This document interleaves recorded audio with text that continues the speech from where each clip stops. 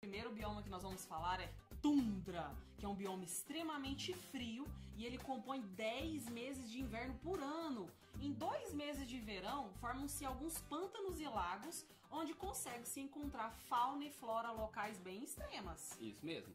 A tundra é o maior bioma da Terra, compreendendo a maior parte aí dos biomas, certo? Ela ocupa países como Canadá, Sibéria, Finlândia, Alasca, Estados Unidos. A tundra também pode ser conhecida como tundra ártica, porque ela fica muito no norte do planeta.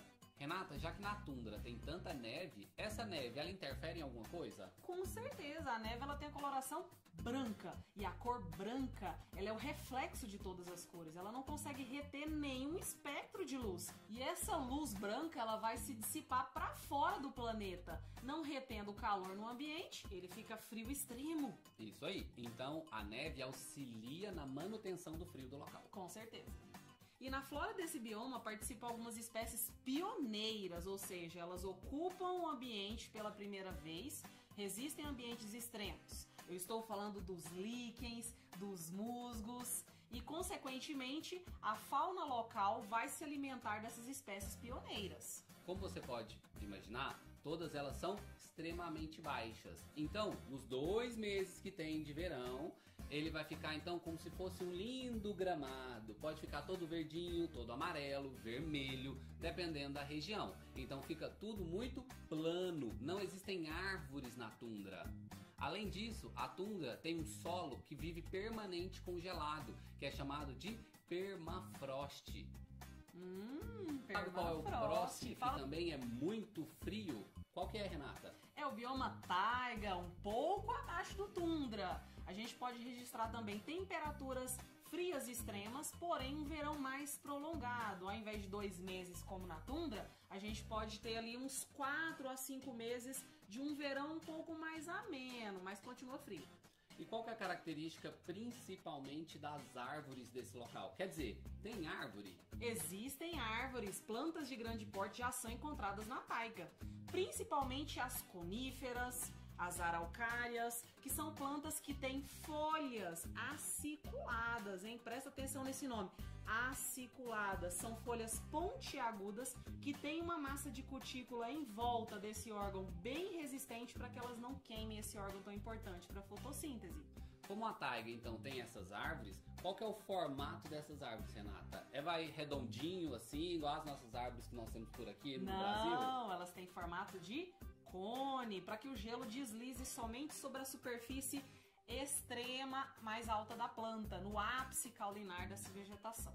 Então a planta ela tem um formato de cone para que a neve bata nessa árvore e caia até o solo e não quebre essa árvore. Lembra disso? Então pensa nisso daí. Se tem muita neve, ela é em forma de cone para não ser quebrada durante o período de inverno. Qual local acontece a taiga? A taiga acontece em boa parte da América do Norte, Rússia, Japão, Canadá e um pedaço da Ásia. Além dessa parte oeste da Ásia, outros países como a Finlândia, Groenlândia e Alasca também tomam esse bioma. Lembra onde é esse local? Extremamente ao norte. Agora, olha a imagem das florestas. Elas são todas extremamente padronizadas. Todas as árvores em forma de cone. Olha que bonitinho. Então, se você vê naquele filme lá, todas as árvores bonitinhas, todos aqueles pinheiros lá, em qual bioma que é, Renata? Taiga! Então a taiga, ela acontece na região norte. Agora vamos para o próximo bioma. Qual é, Renata? O frio extremo já está diminuindo. Agora a gente vai ver a floresta temperada. O que é temperado, Juan? O que é temperado, Juan? Fala! A floresta temperada, ela é caracterizada não mais por ter árvores apenas como o pinheiro. Significa que ela não tem? Não, ela pode apresentar principalmente em locais de transição. Mas ela apresenta principalmente árvores que nós conhecemos como caducifólicas.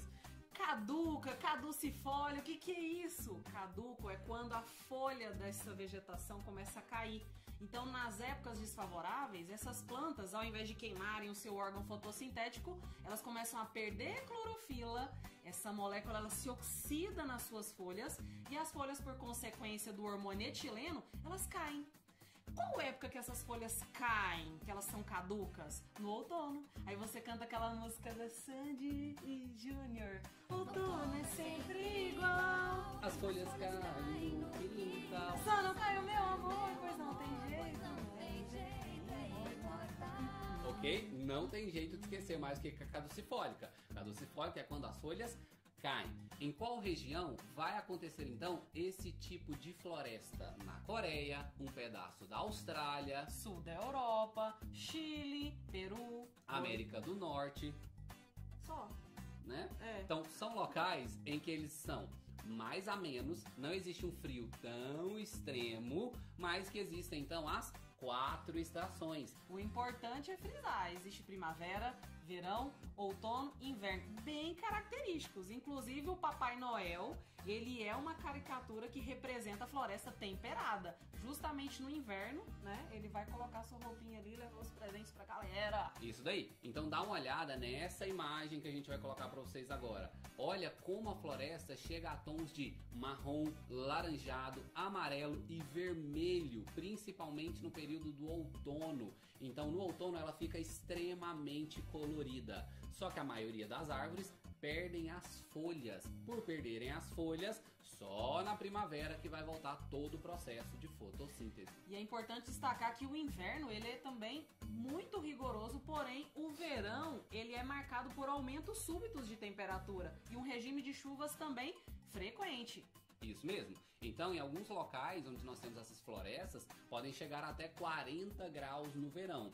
Só que o inverno também pode ser bem rigoroso e abaixo de zero. Então agora nós vamos falar sobre florestas tropicais. Olha a fisionomia, o quanto está diversa, cheio de plantas com folhas largas, árvores de grande porte. Nós temos, por exemplo, a Amazônia, que é um bioma brasileiro que toma ali toda a região da linha do Equador, que recebe a maior curvatura da Terra, com muita luminosidade e o maior regime de chuvas de todos os biomas.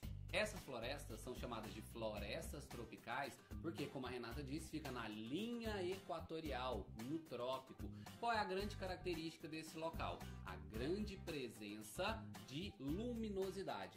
Como tem muita luz, claro que vai poder acontecer muita fotossíntese.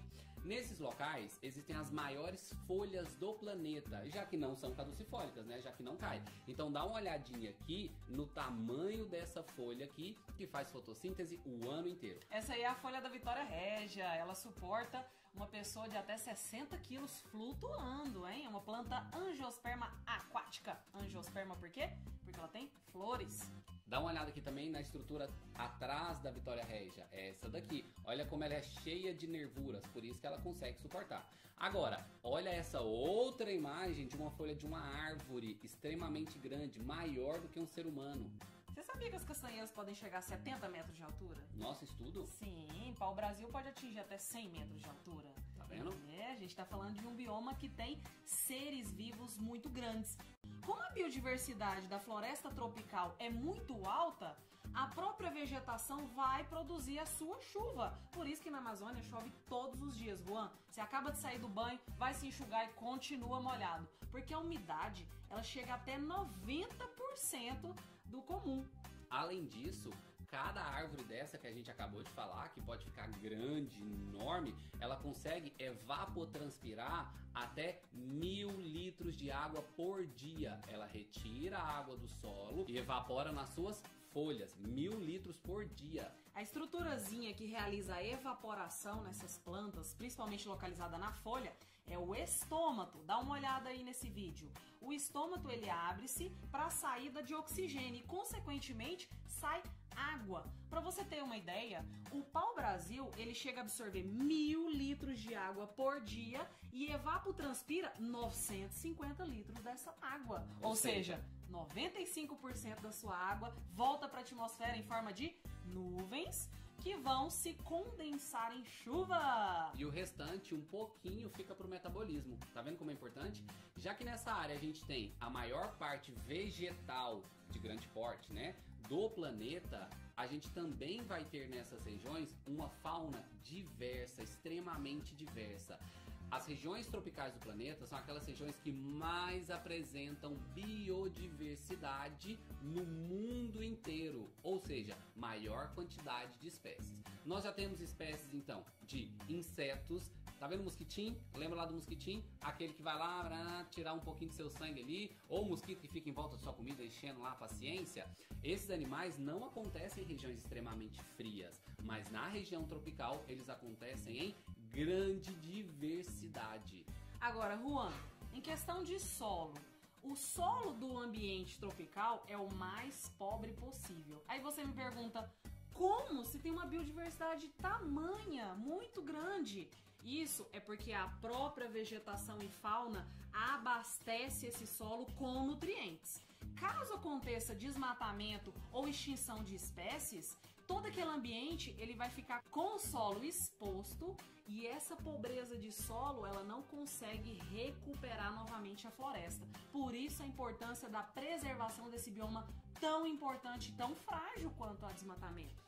Dá uma olhadinha então no mapa que a gente vai mostrar para você aqui agora e olha que as florestas tropicais estão muito próximas aos desertos na região tropical. Como a temperatura é muito alta, a maior parte dos desertos também estão próximos à região tropical. Então por isso que a maior parte das florestas tropicais tem um solo pobre. São todas? Nem todas, mas a floresta amazônica se enquadra nesse tipo, o solo extremamente pobre. Por isso que o desmatamento na Amazônia, Renata, é tão preocupante, porque para você repor essa floresta dá um trabalho gigantesco porque o solo é pobre.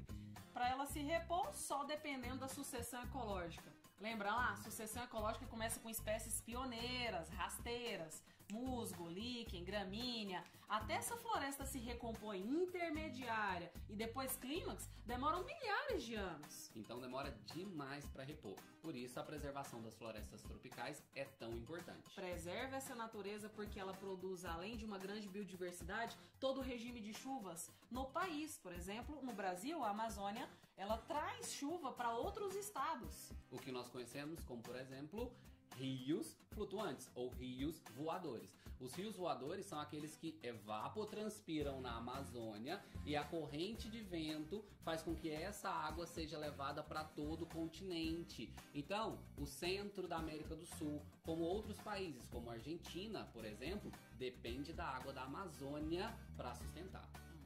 Isso é muito grave, né, Renata? Demais. Outro bioma agora que nós vamos falar é a savana. A savana é um ambiente extremamente característico e bonito. Eu sou a Jane, ele é o Tarzan ou é a Cheetah? Você quer ser quem, hein? O Tarzan. A Cheetah, eu Tá acho. bem muito moralizando, né, Renata? Gente, o bioma savana ele é marcado por verão muito prolongado, é um verão chuvoso, e um inverno mais prolongado que é seco, com pouco ou quase nada de chuva. A savana, ela acontece próximo à floresta tropical, certo? A região, olha aqui no mapa onde que a savana acontece, e ela acontece em todo o globo. A savana, em diferentes locais do globo, ela pode receber diferentes nomes. Renata, como que a gente chama a savana aqui no Brasil? Cerrado! O nosso cerrado aqui é um tipo de savana, certo? Quando a gente fala de savana, então, ela também fica na região tropical e essa região vai apresentar, então, não mais 4 estações, tá? Ela vai apresentar 2 estações, como a Renata acabou de explicar. Renata, como que é a flora desse local? Gente, a flora ela é marcada por uma vegetação gramínea bem marcante, que tem porte alto, por isso existem muitos herbívoros também de grande porte para se alimentar dessa vegetação. Existem árvores clássicas da savana, por exemplo, o baobá, que é uma árvore adaptada ao calor extremo e ela tem uma reserva de água cuja ela consome para sobreviver quando essas condições são desfavoráveis. Na região da savana também, nós precisamos entender que existem alguns tipos de florestas, certo? Que também fazem parte da savana. Não pensem que savana é só aquele campo limpo, né, Renata? Sim. Existe, por exemplo, florestas na savana. Existem diferentes fitofisionomias. Mas se a gente for falar como que a gente caracteriza uma savana para a gente lembrar dela sempre? Então, gramíneas, que a Renata acabou de falar, e entre as gramíneas, árvores espalhadas, é a característica mais marcante. No cerrado, por exemplo, elas são mais baixinhas, retorcidas, com tronco mais grosso, mas isso pode variar dependendo do local do globo. Característica do solo desse bioma é que compõe uma acidez muito alta. Por isso, a vegetação acaba se retorcendo, produzindo alguns tecidos em resposta à acidez. No caso do cerrado, uma das características é a presença de alumínio. Renata, o que o pessoal faz para reduzir a frequência de alumínio no solo ou neutralizar? Realiza a calagem, que seria colocar um componente alcalino altamente básico para poder neutralizar esse solo. Inclusive, pelas condições de relevo da savana, que são bem planas, eles acabam realizando muitas culturas de plantas, tratando esse solo e, por consequência, degradando toda essa vegetação, toda essa fauna. O grande problema da calagem é que depois que você neutraliza o alumínio, não tem mais retorno. Isso vai demorar centenas de anos para voltar à característica original do solo. Tá? E esses componentes podem ir para os rios e contaminar quem consome, né, toda essa água, inclusive nós, né? Agora nós vamos falar de outro tipo de bioma. Nós vamos falar dos campos. Qual que é a característica do clima dos campos, Renata? O campus é marcado por um frio mais ameno e, além disso, não sei qual que é o clima do campus. Esqueci. No campus eu tenho uma temperatura mais temperada, ou seja, não é um frio extremo nem um calor extremo. E o regime de chuvas também é bastante reduzido, viu, Juan? O que reflete na vegetação, que essa vegetação ela é como? A vegetação dos campos, então, é uma vegetação muito baixa, ou seja, uma gramínea muito baixa, por isso o nome campos. Algumas árvores espalhadas aqui e outras ali. Normalmente são locais planos, grandes planícies, e elas servem, então, por exemplo, na região sul ou na Austrália, para criação de gado, ou também nesses locais acontece em grande quantidade de ruminantes, naturalmente. Em outros locais, os campos são muito utilizados para plantio também, porque como são planos e tem água durante um bom período do ano, eles conseguem realizar plantio de aveia, de trigo, de cevada. O que é aveia? Aveia é o cereal predileto dos morcegos. Aveia. Ridículo, esquece isso, não anota isso aí não, tá? Dá uma olhada então nessa foto que a gente está colocando para vocês aqui agora. E essa foto mostra muito bem como são os campos. Então a gente consegue ver ali uma extensão muito grande, verde, de gramíneas muito baixas e rasteiras. Lembrem-se, em algumas épocas do ano, a temperatura pode ser muito amena, ou seja, pode chegar até um friozinho. Então, nesses locais aí, árvores maiores não acontecem por conta das características locais. E é isso aí, galera. Agora a gente vai falar de deserto. O deserto, então, uma das grandes características é a falta de vegetação. Por isso que a gente chama de deserto. Por quê? Porque no clima do deserto existe quase nada de chuva. Então o regime de chuvas ele é baixíssimo. No deserto do Saara, no norte da África, por exemplo, chovem 3 dias por ano. Então essa vegetação ela tem que ser bem adaptada a essas condições de calor extremo e pouco regime de chuvas. Isso porque dependendo dos locais, né, Renata, pode passar mais de anos sem chover e pode chegar até 300 milímetros apenas de água. Lembrando que durante o dia é um calor extremo e durante a noite é um frio extremo. Aí você pensa comigo, então nesse local a temperatura pode ir do quente ao frio, não tem vegetação, então não acontece animal, né, Renata? Claro que tem vegetação, mas é uma vegetação bem adaptada a esse frio ou calor extremo. Por exemplo, as plantas suculentas, carnosas, principalmente cactos, palmas, elas resistem bem a essa seca, esse período de estiagem.